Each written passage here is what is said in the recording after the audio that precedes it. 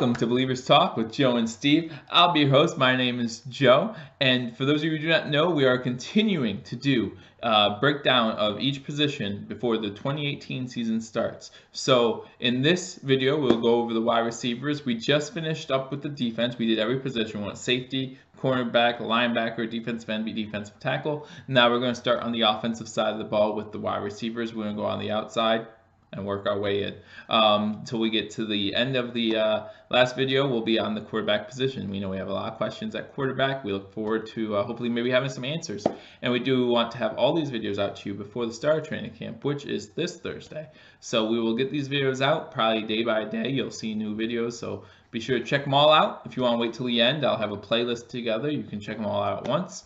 But yeah, check them out and see where we rank each position for the Buffalo Bills going into the 2018 NFL season. So we're going to start today with the offense at the wide receiver position. As I said, lots of questions for the Buffalo Bills, not only just in offense, but definitely in that wide receiver position. Lots of places ranking the Buffalo Bills wide receiving corps as the worst in the league. Is it the worst in the league? I don't know. Tell me what you think. I'll tell you at the end of the video what I think as far as the Buffalo Bills wide receiving corps. But let's get into that. We all know our number one wide receiver, Kelvin Benjamin, right? Traded for him last season, midway through the season. Kind of a weird way of doing things. I think you can definitely tell that Sean McDermott was a defensive coach. The way he's handled defense, I think, has been great compared with him and Leslie Frazier. The way the offense has been handled, I'm not sure. Just with personnel moves, I'm not sure. I don't miss Sammy Watkins at all. And I'm not even saying Kelvin Benjamin is better or worse than Sammy Watkins. I know that Kelvin Benjamin was injured most of last year, and that's why his numbers weren't there. But just weird to me that you would trade Sammy Watkins, which is more of a future type move. And then halfway through the season, when you realize, wait, we're 4-2, then you would go ahead and trade to get a Kelvin Benjamin, who, again, you can think is better or worse than Sammy Watkins. I'm sure you all have your opinion. I have mine, but I think Kelvin Benjamin can be better because last year he was hurt most of the year, and his rookie season he proved he can be better. Unfortunately, the ACL injury is next year kind of hurt him there. But yeah, so Kelvin Benjamin, 5th year out of Florida State. Mostly about him again. We traded Carolina. Hasn't really been the same since that ACL injury. His rookie season has been his best year. Last year for Buffalo, he only had 16 receptions, 217 yards, and that 1 touchdown. Should have been 2, but this isn't a touchdown.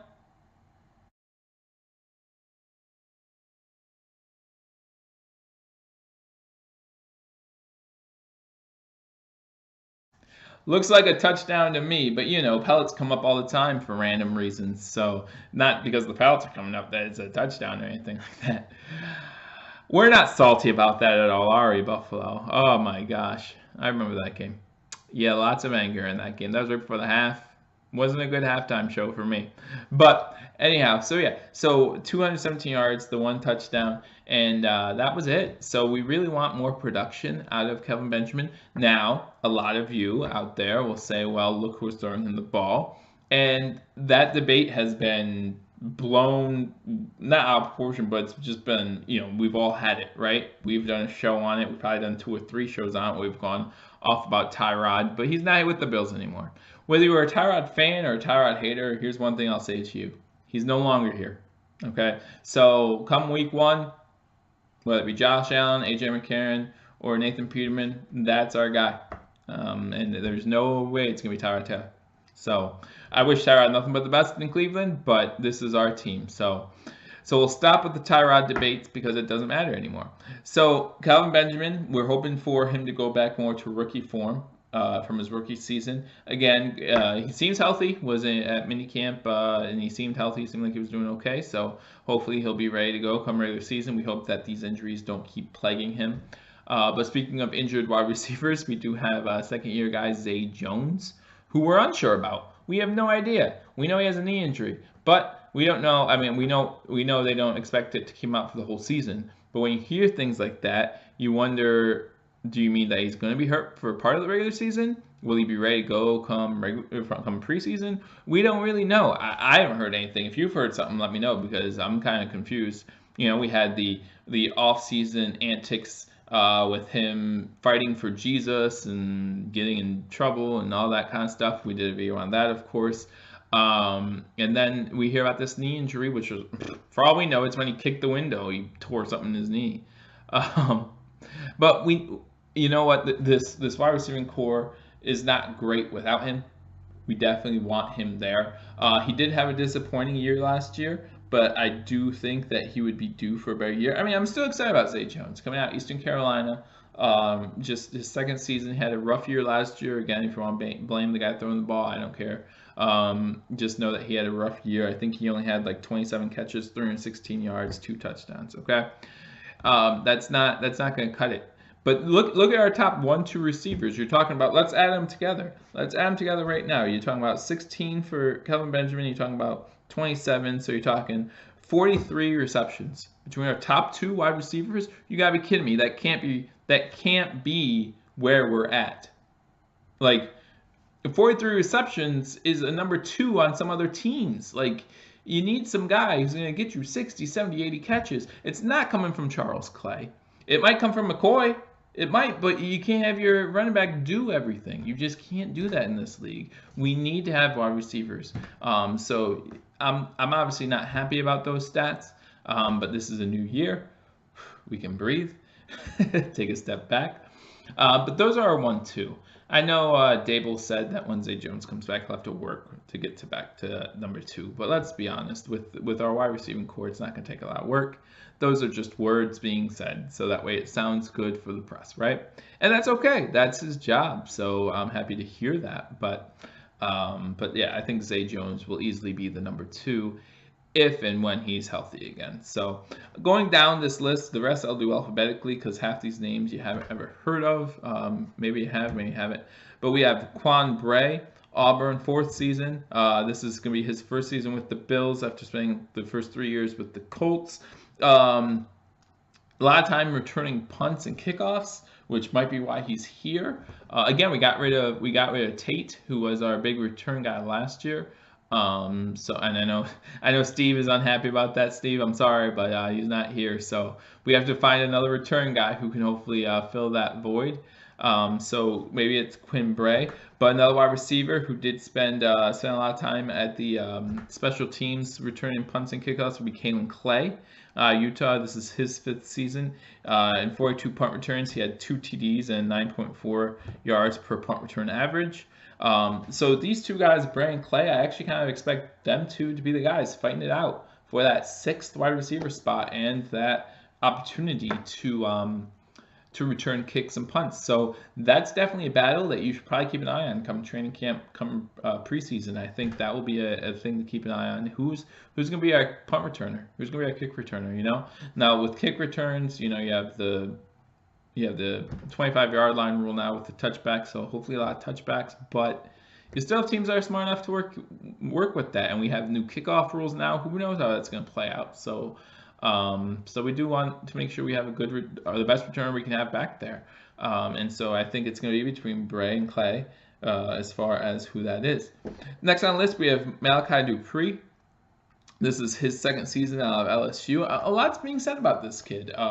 So I kind of look forward to it. He was drafted by Green Bay. They released him. We picked him up. I was kind of hearing ramblings about him last year. It'd be interesting to see how he does.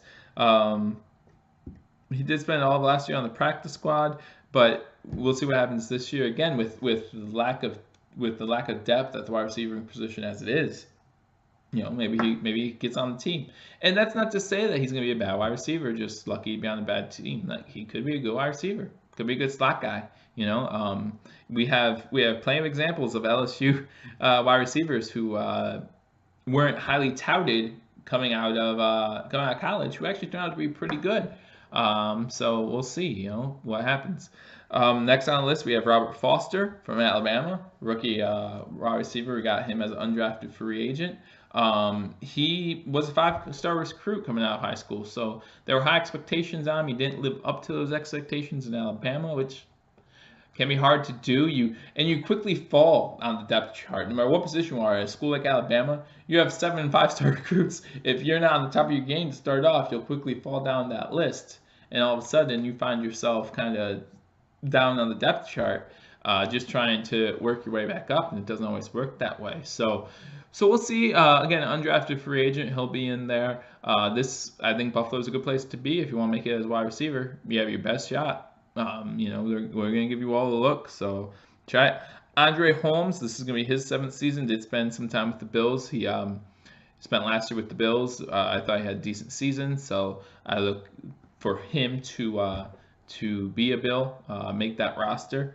Zay Jones, we mentioned him. Jeremy Curley, this is his 8th season at TCU. He spent most of his 8 seasons with the Jets. He did spend 1 season with San Fran, and oddly enough, that was his best season. No one likes playing for the Jets, am I right? I mean, come on now. So in 2016, he played with the 49ers. He got 64 balls for 667 yards and 3 touchdowns. That's actually pretty good. I would take that. Again, we just added up Zay Jones and Kelvin Benjamin for a total of 48 receptions. He beat that in 1 year. With San Fran, in 2016, they weren't that great. So let's have that. If we're going to have Curley doing that, then I guarantee you Benjamin's going to catch more balls because they're going to leave him single covered. And if Zay Jones comes back, we'll see. Maybe he'll do something too. But yeah, so Jeremy Curley. We have Ray-Ray McCloud. This would be his rookie year from Clemson. He was, I believe, our 7th round draft pick. So we have him. No, 6th round draft pick, right? Because Austin Proehl was our 7th round draft pick. And to be honest, I like Austin Proehl, and I know Steve does too. I like Austin Proehl better than McCloud. Ray McCloud, yeah. I like him better. Austin Proehl, obviously the son of old Rams wide receiver. I'll remember his name, or I'll find it on my paper. Ricky Proehl. So, son of Ricky. He was part of the Greatest Show on Turf. And he was our 7th round draft pick. So he played in North Carolina. But I am getting a little ahead of myself because we have one more guy, Cam Phillips from Virginia Tech, another rookie wide receiver who we're trying out. He caught 236 balls in Virginia Tech for over 3,000 yards and 17 touchdowns. So that's something. But again, a lot of these guys, we're trying out a lot of rookies. Do you know why? Because our wide receiving core is depleted. We don't have a good wide receiving core. And that's why all of these NFL scouts or NFL talents or whatever you call them, they're talking about the Bills as having the worst wide receiving core in the league right now. And can you really blame them? I mean, look, we have 6 rookies trying out because we have nobody else. Zay Jones might be hurt to start the season. Zay Jones might be hurt for the whole season. Zay Jones might get suspended still for his fighting for Jesus junk. We don't even know if he's going to be or not. We have no idea how Roger Goodell works these days. We can pretend like we know, but we don't. McCoy might get suspended. Zay Jones might get suspended. Sean McDermott might get suspended for clapping too much. Who knows? But we do know that Zay Jones, as of right now, is hurt, and we don't know the significance of that injury yet. Maybe we'll have a couple rookies starting. Brandon Riley from Nebraska. This is his 2nd season. He didn't play a single game for us last year. He signed to the practice squad, so he'll be here again. And Rod Streeter. Rod Streeter actually looked really good coming into last season. He started the preseason, then got hurt, I believe, broke his toe or something like that. So he was unable to play in the regular season. But also, 7th season, he's been around for a little bit. We'll see how he reacts to that toe being broken and missing a whole year of football. So Rod Streeter will be there. Now, last year, in 2017, we carried over 6 wide receivers. Easily, I think we could see us doing that again. So the 6th that I see, obviously, we got Kelvin Benjamin, Zay Jones. Again, I believe between Quinn Bray and Kalen Clay, there's a battle there. So that's going to be one spot. Personally, at this point, I'm going to give it to Quinn Bray. So that would be 3. Andre Holmes is going to be one. Jeremy Curley is going to be another one. And I think Austin Proehl will be our 6th. Now, I might have spoke too soon. Maybe there's a battle between Jeremy Curley and Rod Streeter as far as which veteran will get on the team, but I do think Austin Pro will be on there. I will give it to Curley since I said that now.